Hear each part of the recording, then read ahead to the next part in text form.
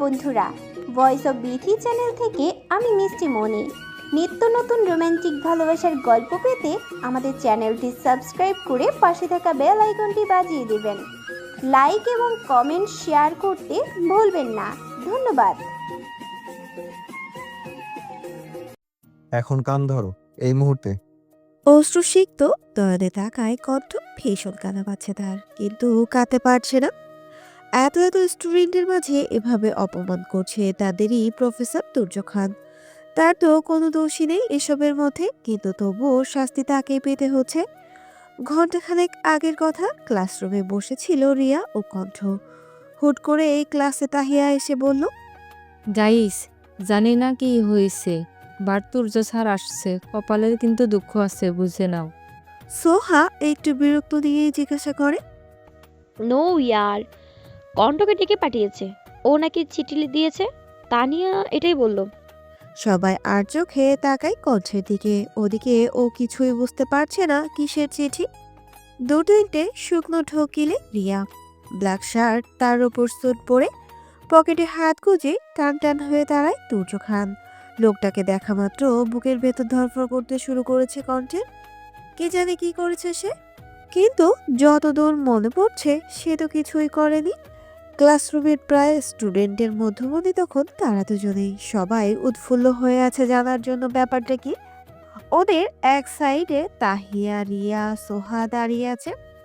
Pocket থেকে একটা চিরকুট বের করে এগিয়ে দেয় কণ্ঠের দিকে তুর্য। চুপচাপ দাঁড়িয়ে আছে কণ্ঠ। রাগান্বিত কণ্ঠে বলে ওঠে তুর্য। ধরো। কণ্ঠ কাঁপা কাঁপা হাতে চিরকুটটা নিজের ডান হাতে নেয়। তুর্য আগে নেয়, বলে ওঠে, কি লেখা আছে এতে পড়ো। জিজ্ঞাসু দৃষ্টিতে তাকায় কণ্ঠ। তাকে পড়তে হবে? আশ্চর্য তো, বেছে বেছে তাকেই সিলেক্ট করতে হলো এটা পড়ার জন্য। কণ্ঠের কোনো ভাবান্তর নেই তা দেখে। কিছুটা চিৎকার করেই বলে ওঠে তুর্য। পড়তে বলেছি, পড়ো এটা। তুর্যের এখনো ধমক খেয়ে চোখ ভরে গেল কণ্ঠের, তবুও কাপা হাত দিয়ে চিরকুট খুলে বড় সড়ো ধাক্কা খায়। এটা তো তারই লেখা চিঠি, কিন্তু সে তো আর একজনের জন্য লিখেছে। শুরু করো। থমকে যায় কণ্ঠ। এটাতে যা যা লেখা আছে সেগুলো পড়লে তার আর মান সম্মান থাকবে না। অশ্রুসিক্ত নয়নে আবার তাকায় তুর্য। কণ্ঠ তুর্যের দিকে, কিন্তু তুর্য একটু মায়া বা সহানুভূতি প্রকাশ করলো না। চোখের ইশারায় বলল চিরকুট পড়তে। চিরকুট পড়তে গেলেই ধরা গলায় আসছে কণ্ঠের। কি করে পড়বে এটা? কিন্তু যতক্ষণ না সে চিরকুট পড়বে তার আগে এই প্রফেসর তাকে ছাড়বে না, এটা বুঝতে কারো বাকি নেই। অবশেষে সময় নষ্ট না করে চিরকুট পড়তে লাগলো কণ্ঠ। অপ্রিয় মাস্টার, কেমন আছেন? আমি জানি আপনি ভালো আছেন, তবু জিজ্ঞেস করলাম আর কি। আচ্ছা, আপনি এত সুন্দর কেন বলুন তো? এত সুন্দর হওয়া কি কোনো প্রয়োজন ছিল? ওই যে গোল মুখশ্রী, যা দেখলে আমার অন্তরাত্মা ঠান্ডা হয়ে যায়। আচ্ছা, আপনি তো মাস্টার, সব কিছু জানেন আর সবটাই বুঝেন, তাহলে কেন আমার মন বুঝেন না? এই যে আমার বুকের বা পাশের হৃদযন্ত্রটা আপনাকে দেখলেই ধড়ফড় করতে শুরু করে, এগুলো কি আপনার চোখে পড়ে না? পচা মাস্টার একটা। যাই হোক, আমার এইটুকু বলার ছিল যে আমার মনে আপনার জন্য এক আকাশ পরিমাণ অনুভূতির উদয় হয়েছে, যার নিবারণ শুধু আপনিই করতে পারবেন। ভালোবাসি অপ্রিয় মাস্টার। ইতি, আপনার বউজান কণ্ঠ। পড়া শেষ হতেই উপস্থিত সব স্টুডেন্ট হু হু করে হেসে উঠল। চোখে পানি চিকচিক করছে কণ্ঠের। হাত থেকে ছুঁড়ে মেরে চিরকুট নিয়ে নিল তুর্য। ধমক দিয়ে বলে উঠল, কলেজে কি এসব করতে আসো? How dare you! তোমার এত সাহস কি করে হলো প্রফেসর তুর্য চৌধুরীকে চিঠি লিখতে? নুয়ে থাকা মাথা আরো নুয়ে গেল কণ্ঠ।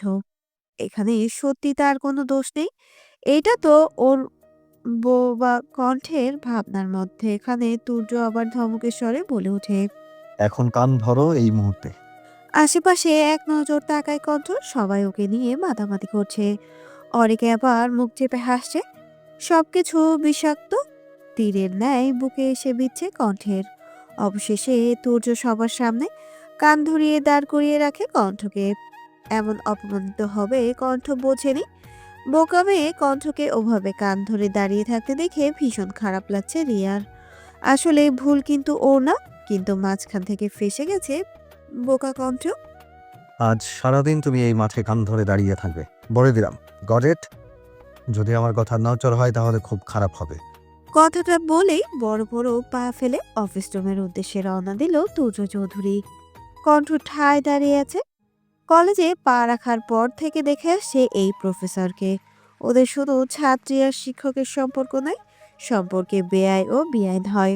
তুর্য এর ছোট চাচার ছেলে সাফিনের সাথে বিয়ে ঠিক হয়েছে কণ্ঠের মামির মেয়ে নীলার সাথে। নবীন বরণ অনুষ্ঠান চলছে কলেজে। সবেমাত্র কলেজে পা রেখেছে কণ্ঠ রিয়া। সকাল সকাল ঘুমে কাদা হয়ে আছে কণ্ঠ আর তার সাথে রিয়াও। দুজনেই একই রুমে থাকে। হঠাৎ তড়িৎ গতিতে ঘুম থেকে উঠে বসে কণ্ঠ। দরজায় কড়া নাড়ছে আনিকা আহমেদ। শুকনো ঢোক গিলে নিল কণ্ঠ। দরজা খোলা মাত্র যেন আনিকা আহমেদ তাকে মারতে আসবেন, কিন্তু দরজা না খুলেও তার কোনো উপায় নেই। অবশেষে কিঞ্চিত ভয় নিয়ে গিয়ে দরজা খুলে দিল কণ্ঠ। হনহনিয়ে রুমে ঢুকে পড়ল আনিকা আহমেদ। অগ্নিদৃষ্টি নিক্ষেপ করে কণ্ঠের দিকে মাথা ধুইয়ে নেয় কণ্ঠ। আনিকা আহমেদ ক্ষিপ্র কণ্ঠে প্রশ্ন করে কণ্ঠকে, তুই এখনো পড়ে পড়ে ঘুমাচ্ছিস? এই, তুই যে আজ কলেজে যাবি তা কি মাথায় আছে? যাওয়ার আগে বাড়ির এত কাজ কে করবে? ভয়ে গুটিসুটি হয়ে দাঁড়িয়েছে কণ্ঠ। আনিকা আহমেদের চেঁচামেচি শুনে ঘুম থেকে উঠে পড়ে রিয়া। উঠেই নিজের মাকে এভাবে চেঁচাতে দেখে বিরক্ত প্রকাশ করছে সে। আনিকা আহমেদ কণ্ঠের কোনো প্রতিক্রিয়া না দেখে রাগান্বিত হয়ে আরো কিছু বলতে যাবে, তার আগেই রুমে প্রবেশ করে তনয়া আহমেদ। আহা ছোট, সকাল সকাল শুরু করে দিলি তো মেয়েটার সাথে। একটু দমে গেল আনিকা আহমেদ, তবুও আর চোখে তাকাচ্ছে কণ্ঠের দিকে। রিয়া বিছানা থেকে উঠে তনয়া আহমেদকে জড়িয়ে ধরেই বলল, দেখো না চাচি, মা সকাল সকাল এসে আমাদের এত সুন্দর ঘুম নষ্ট করে দিয়েছে। তনয়া আহমেদ রিয়ার গালে হাত রেখে বলে, তুইও না ওদের সাথে কেন ঝগড়া করছিস? আমি তো কণ্ঠকে বললাম একটু রেস্ট করে নিতে। ও তো সেই সকালে উঠেছিল। আজকে ওর কলেজের প্রথম দিন, তাই আমি বললাম যাতে আজও রেস্টে থাকে। মুখ বাঁকিয়ে নেয় আনিকা আহমেদ। জিজ্ঞাসু দৃষ্টিতে তাকায় কণ্ঠ। বড় মামি তার জন্য এভাবে মিথ্যা কথা বলছে? ও তো আজকে উঠতেই পারেনি, প্রথম দিন কলেজ, তাই কাল রাতে প্রিপারেশন নিয়ে রাখতে রাখতে এত দেরি হয়ে গেছে। চোখের ইশারায় চুপ থাকতে বলে তনয়া আহমেদ কণ্ঠকে। আনিকা আহমেদ আর অপেক্ষা করলেন না, রুম থেকে বেরিয়ে গেলেন হাঁপ ছেড়ে বাঁচলাম এমন অবস্থা কণ্ঠর। যা যা, দুজনে গিয়ে তৈরি হয়ে নিচে এসে কিছু খেয়ে নে। কণ্ঠ জড়িয়ে ধরল তনয়া আহমেদকে। থ্যাংক ইউ বড় মামি। হাগলি। ড্রয়িং রুমের খাবার টেবিলে বসে আছে আহাদ আহমেদ, সাহাদ আহমেদ এবং সাদাত আহমেদের বড় ছেলে তোফায়েল আহমেদ। কই গো, আজকে কি আর চাটা পাবো না? রান্নাঘর থেকে বেরিয়ে এলো আনিকা আহমেদ, হাতে তার চায়ের ট্রে। হাতে হাতে সবাইকে চায়ের কাপ তুলে দিলেন আনিকা আহমেদ। আহাদ আহমেদ আনিকাকে জিজ্ঞাসা করলেন, কি ব্যাপার আনিকা, তুমি চা দিচ্ছ যে? তোমার আপা কোথায়? আনিকা আহমেদ নাক মুখ কুচকে বলে। আপা তো ওই কণ্ঠের কাছে আছে। কণ্ঠের কথা শুনে চোয়াল শক্ত করে দিলেন আহাদ আহমেদ। সজোরে ডাক দিলেন, তনয়া, তনয়া কোথায় তুমি? তনয় আহমেদ স্বামীর ডাক শুনে তড়িৎ গতিতে ছুটে আসেন ড্রয়িং রুমে। তীক্ষ্ণ দৃষ্টিতে তাকিয়ে আছেন। কি হয়েছে? আহাদ আহমেদ কিছুটা রাগ মিশ্রিত কণ্ঠে বলে ওঠেন, আমরা যে অফিসে যাব সে খেয়াল কি আছে তোমার? সকাল সকাল কই আমাদের খেতে দিবে, তা না করে কণ্ঠের কাছে দৌড়াদৌড়ি করছো কেন? হাসি মুখে মুহূর্তের মধ্যে চুপসে গেল আনিকা আহমেদের। ভেতর থেকে বেরিয়ে এলো একরাশ দীর্ঘশ্বাস। উনি আর কথা বাড়ালেন না, রান্নাঘরে চলে গেলেন খাবার নিয়ে আসতে।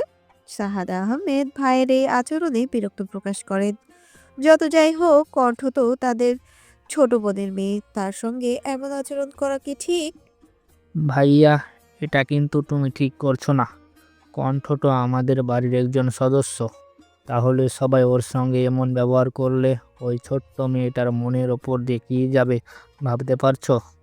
আহাদ আহমেদ আগের ন্যায় বলে ওঠেন, দেখ সাহাদ, তুই অন্তত আমাকে বোঝাতে আসিস না একদম।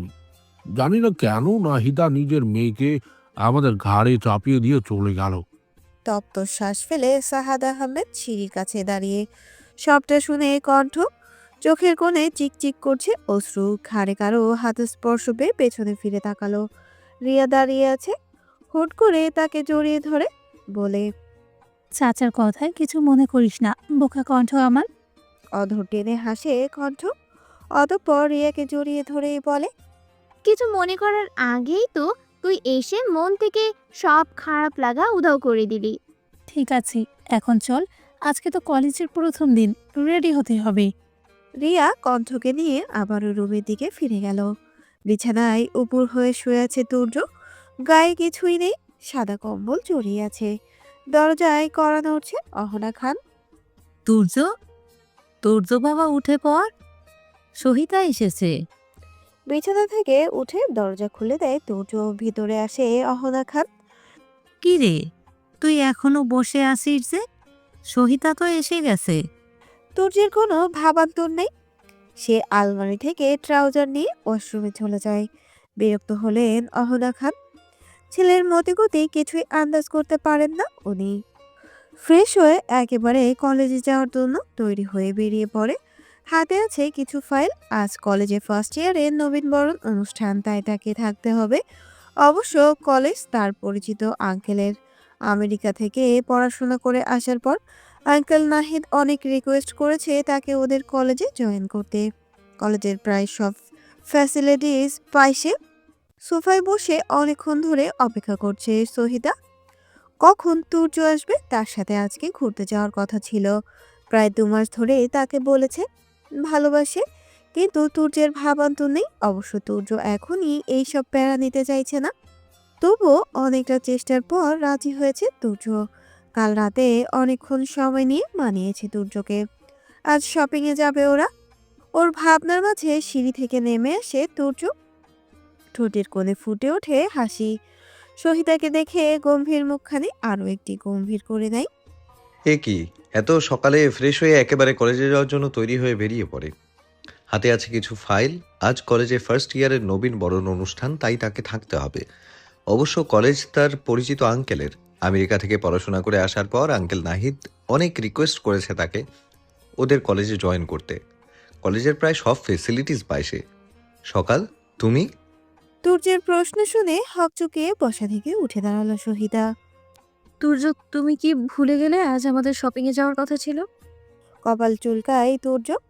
কাল কথায় কথায় হ্যাঁ বলে দিয়েছিল তুর্য, কিন্তু এখন তার পক্ষে যাওয়াটা একদমই সম্ভব নয়। আসলে আমাকে কলেজে যেতে হবে সহিতা, সো আজকে শপিংয়ে যাওয়া হবে না প্লিজ। মুহূর্তের মধ্যে হাসি, মুখের হাসি কপুরের ন্যায় উবে গেল সহিতার। তুর্য এক নজর হাতের ওয়াচের দিকে তাকিয়ে দেখে নেয়, এরপর বেরিয়ে যায়। সহিতা মুখ গোমরা করে বসে পড়ল আগের জায়গায়। কিছুটা দূরে দাঁড়িয়ে ছিল সাহা খান। উনি মুখ বাঁকিয়ে রান্নাঘরে গিয়ে বললেন, আফা, তোমার ছেলে দেখছো কিভাবে সহিতাকে ইগনোর করছে? সাহাকে দেখা মাত্র কপাল কুঁচকে নেয় অহনা খান। সাহা আবারও বলে, কয়দিন পর ওদের এঙ্গেজমেন্ট, আর এখন ও এমন অবস্থা।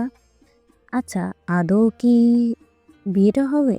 এবার কিছুটা বিরক্ত হন অহনা খান। শক্ত কণ্ঠে বলে ওঠেন, না হলে না হবে। যদি আমার ছেলে বিয়ে করতে না চায় তাহলে হবে না, বুঝতে পারলে?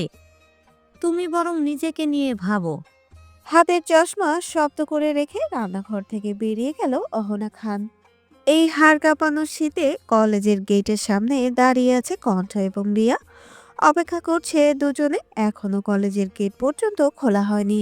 কণ্ঠ বোকা বোকা মুখ নিয়ে জিজ্ঞাসা করে, দেখলি তো রিয়া, আজকে কলেজ অফ, আর আমাদের কেউ বলেইনি। রিয়া কণ্ঠের মাথায় হালকা ধাক্কা দিয়ে বলে, আরে বোকামে, কলেজ অফ নয়, আমরাই সবার আগে চলে এসেছি। ড্যাব ড্যাব চোখে তাকিয়ে আছে কণ্ঠ। কিছুক্ষণ পরে দারোয়ান এসে কলেজের গেট খুলে দেয়। ওরা ভেতরে যায়।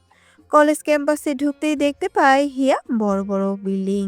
কণ্ঠ বড় বড় চোখে আশেপাশে তাকিয়ে রিয়াকে চেঁচিয়ে বলে ওঠে, রিয়া রে হিয়া, বড় বড় বিল্ডিং, আচ্ছা কয়তলা হতে পারে বলতো? রিয়া দাঁতে দাঁত চেপে ধরে। হই, আচ্ছা তোর কি চোখ নেই? কয়তলা তা গুনতে পারিস না?